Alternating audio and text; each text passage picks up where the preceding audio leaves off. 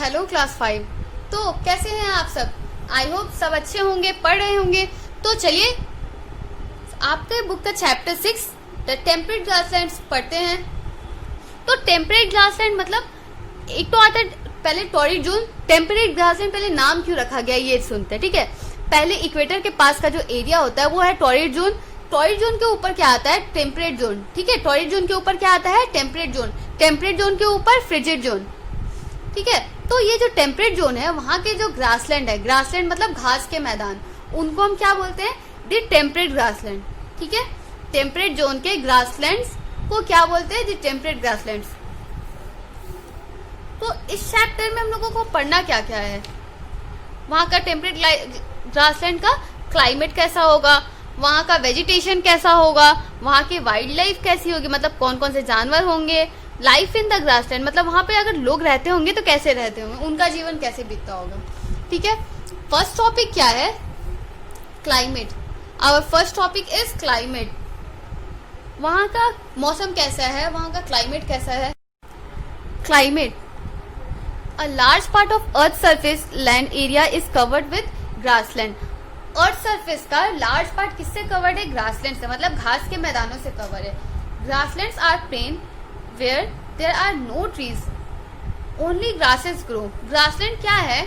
वो प्लेन से, वो मैदानी इलाका है जहाँ पे कोई पेड़ नहीं होते, सिर्फ ग्रास होते। जहाँ पे पेड़ नहीं होते, सिर्फ ग्रास होते हैं। Many grasslands are found in temperate region between Tropic of Cancer and Arctic Circle. बहुत सारे ग्रासलैंड जो होते हैं वो कहाँ पाए जाते हैं? टेम्परेट रीजन में। टेम्परेट रीजन कहाँ पे होता है? ट्रॉपिक ऑफ कैंसर से लेकर के Arctic Circle. Tropic of Cancer से लेकर के आर्कटिक सर्कल तक होता है। आपके बुक में एक बार देख लीजिए कि कहाँ होता है। Page number 15। पेज नंबर 15 में देखिए कहाँ से कहाँ तक होता है। Many grasslands are found in temperate region between Tropic of Cancer and the Arctic Circle in the Northern Hemisphere। Tropic of Cancer and the Arctic Circle। ये देखो, ये तो रहा, ये टॉरिड जोन हुआ। इक्वेटर और ट्रॉपिक ऑफ कैंसर के बीच में ये टॉरिड जोन हुआ, ठीक है। फिर ट्रॉपिक ऑफ कैंसर से लेकर के आर्कटिक जोन, ये क्या है? Temperate zone. टेम्परेट जोन में जो ग्रासलैंड्स होंगे उनको क्या बोलते हैं? Temperate grasslands. उनको क्या बोलते हैं? Temperate grasslands. नॉर्दर्न साइड में तो वहीं पे है। फिर सदर्न साइड में कहां से कहां तक में है? ट्रॉपिक ऑफ कैप्रिकॉर्न से एंटार्क्टिक सर्कल। सदर्न साइड में कहां पे है? ट्रॉपिक ऑफ कैप्रिकॉर्न से एंटार्क्टिक सर्कल। इन दोनों के बीच का जो एरिया है यहाँ पर क्या होंगे? ट्रॉपिकल ग्रासलैंड होंगे। यहाँ पे क्या होंगे? ट्रॉपिकल ग्रासलैंड होंगे। The temperate grasslands are areas where vegetation consist mostly of grass. Temperate grasslands have different names in different countries.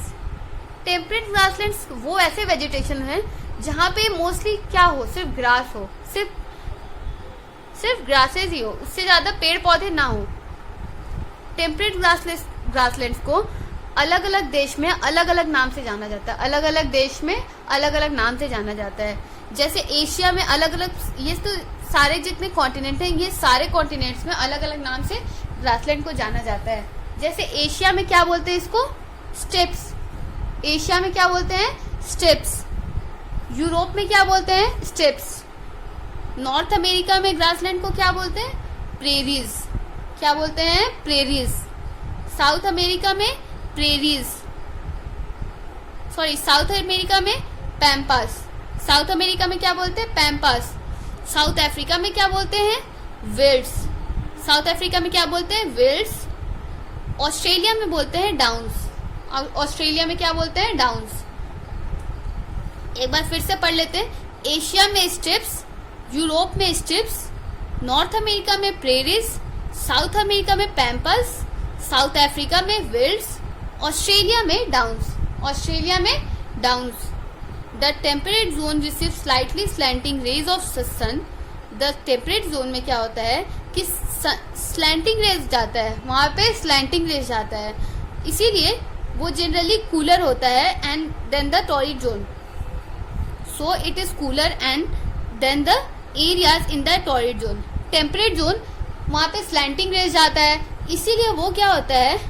Torrid zone से थोड़ा कूलर होता है, मतलब वहां का टेम्परेचर टॉरिड जोन के मुकाबले कम होता है। क्यों, मैं बताती हूँ। ये देखिए, ये है इक्वेटर। इक्वेटर पे डायरेक्ट सनरेज जाता है तो सबसे ज्यादा हीट कहाँ पे आता होगा, इक्वेटर पे आता होगा। उस जैसे जैसे इक्वेटर से हम लोग दूर जाते जाएंगे, इक्वेटर से ऊपर चलते जाएंगे, वो क्या होगा, स्लैंटिंग रेज जाने लगेगा। यहाँ पे डायरेक्ट सनरेज जा रहा है, पर हम जैसे जैसे ऊपर जाते जाएंगे यहाँ पे तो पूरा स्लैंटिंग रेज जा रहा है। स्लैंटिंग रेज होने के कारण सन का इंटेंसिटी कम हो जाता है और यहाँ का टेम्परेचर कम रहता है। टेम्परेट जोन का टेम्परेचर क्या होता है, कम हो जाता है। Temperate grassland in the northern hemisphere experience hot summer and very cold winter. Temperate grassland जो होते हैं उनमें गर्मी बहुत ज़्यादा होती है और ठंड में ठंड बहुत ज़्यादा होती है। गर्मी में गर्मी बहुत ज़्यादा होती है और ठंड में ठंड बहुत ज़्यादा होती है। The grasslands in the southern hemisphere are located near the coast. जो सदर्न हेमिस्फीयर के ग्रासलैंड जो हैं वो कहाँ पे होते हैं, कोस्टल एरियाज में। जो ग्रासलैंड है वो कहाँ होते हैं, वो कोस्टल एरिया में होते हैं, मतलब तटीय इलाका, समुद्र वगैरह के साइड में होते हैं। तो वहाँ क्या होता है, समुद्र वगैरह के साइड का जो इलाका होता है वहाँ पे टेम्परेचर माइल्ड होता है, मतलब ना ज़्यादा होता है ना कम होता है, वहाँ पे मॉडरेट टेम्परेचर होता है। तो ऐसे टेम्परेचर में क्या होता है कि इवेपोरेशन भी ज़्यादा होगा। वहाँ पे इवेपोरेशन ज़्यादा हो रहा है तो बारिश होते रहेगा, तो वो क्या होता है, वहाँ पे सालों भर ग्रो कर सकते हैं। वहाँ के ट्रीज या फिर जो ग्रास होते हैं वो सालों भर क्रॉप्स ग्रो कर सकते हैं। ठीक है। In the temperate grasslands of northern hemisphere the temperature goes up 38 degree Celsius in summer and dips to -20 degree Celsius in winter. Temperate grassland में क्या होता है, नदर्न हेमिस्फीयर के टेम्परेट ग्रासलैंड में क्या होता है, the temperature goes 38 degree Celsius. Temperature कहाँ तक जाता है, 38 डिग्री सेल्सियस तक चला जाता है समर में, और विंटर में क्या होता है, -20 डिग्री सेल्सियस तक चला जाता है। मैंने आपको बताया था कि समर वहाँ पे बहुत हॉट होता है, विंटर बहुत कोल्ड होता है। तो ग्रासलैंड में, टेम्परेट ग्रासलैंड में क्या होता है, समर में टेम्परेचर 38 डिग्री सेल्सियस तक चला जाता है और विंटर में -20 डिग्री सेल्सियस तक चला जाता है। These grasslands receive 50 to 70 centimetre rainfall annually.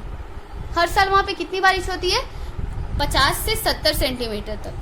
In the temperate grassland of southern hemisphere, the temperature is not extreme. It remains above 18 degrees Celsius so throughout the year. Temperate grassland में क्या होता है, temperature कभी भी बहुत ज़्यादा कम नहीं होता, बहुत ज़्यादा ना बहुत कम, ऐसा कुछ नहीं होता है, वो नॉर्मल रहता है। हमेशा पूरे साल कितना डिग्री से ऊपर रहता है, 18 डिग्री सेल्सियस से ऊपर ही रहता है। जो नदर्न हेमिस्फीयर का है ग्रासलैंड, वहाँ पे क्या होता है कि टेम्परेचर समर में ज़्यादा होता है, विंटर में बहुत कम हो जाता है, मतलब विंटर में माइनस में चला जाता है, समर में 38 डिग्री सेल्सियस चला जाता है।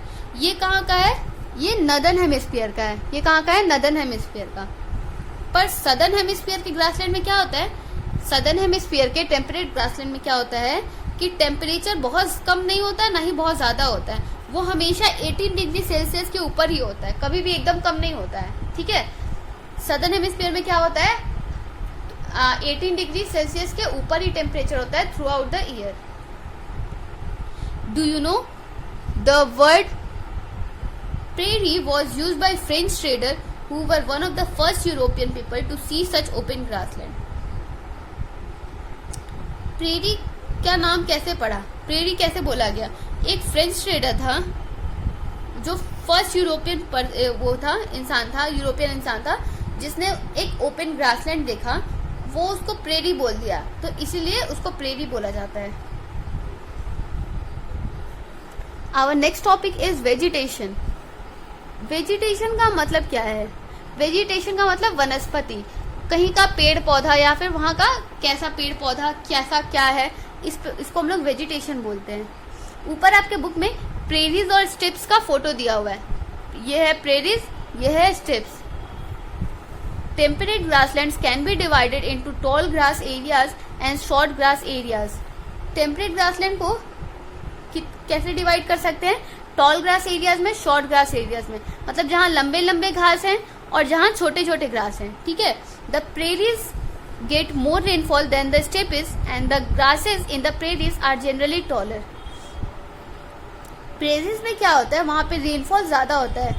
प्रेरीज में स्टेपीज के मुकाबले रेनफॉल ज्यादा होता है. ये देखिए प्रेरीज ज्यादा वो है, ज्यादा बड़ा बड़ा यहाँ का घास है, तो यहाँ पे ज्यादा रेनफॉल होता है स्टेपीज के मुकाबले. ठीक है.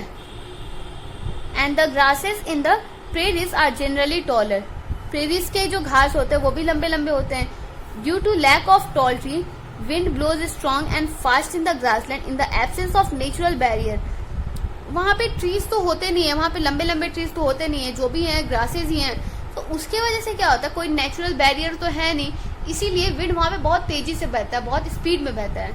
वहां का हवा बहुत तेज तेज बहता है क्योंकि कोई नेचुरल बैरियर नहीं है, वहां ट्रीज नहीं है लंबे लंबे. The soil of the temperate grassland is very fertile. The roots of the grasses go deep inside the soil and become a rich source of nutrients when they die and rot. तो क्या होता है, वहाँ के जो घास हैं वो बहुत ज़्यादा अंदर चले जाते हैं. वो वहाँ के जो घास हैं वो रूट बहुत, उनका रूट सॉइल के बहुत अंदर तक चला जाता है, डीप इनसाइड चला जाता है उसके, और सारा न्यूट्रिएंट्स एब्जॉर्ब करने के लिए सबसे नीचे तक चला जाता है.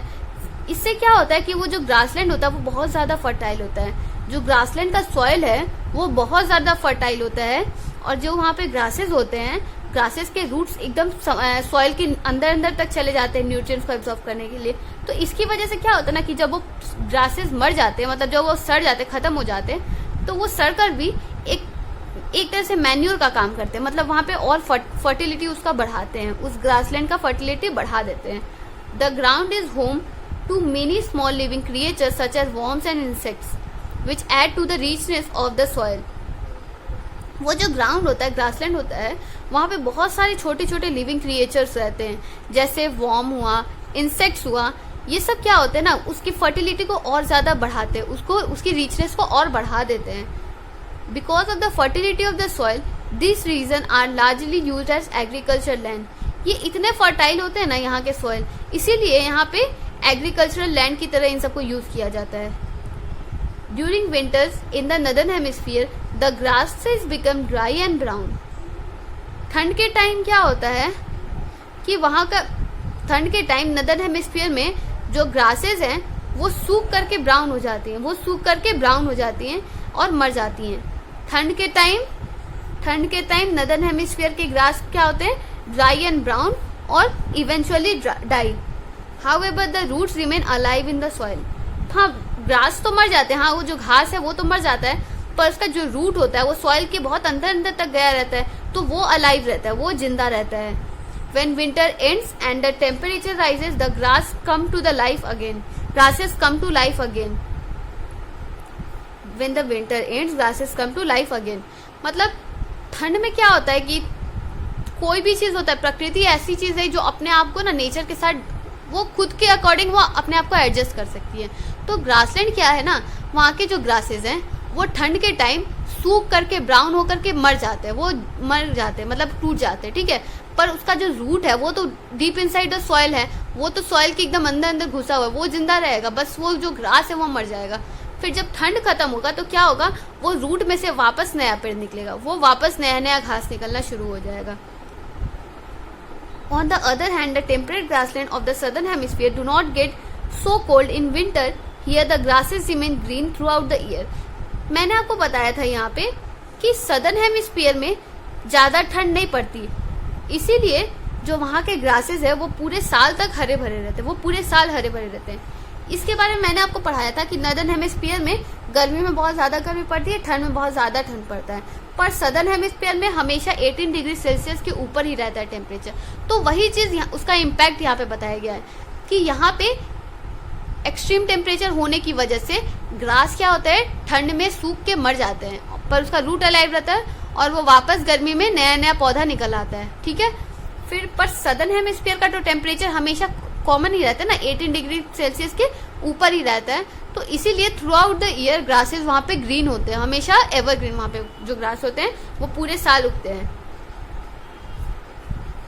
ये देखिए टेम्परेट ग्रासलैंड, वर्ल्ड का टेम्परेट ग्रासलैंड का फोटो दिया हुआ है. ये जो ग्रीनी एरिया है वहाँ पे टेम्परेट ग्रासलैंड है. ठीक है, तो नेक्स्ट टॉपिक है वाइल्ड लाइफ और ये हम कल पढ़ेंगे। ठीक है, तब तक के लिए बाय, टेक केयर।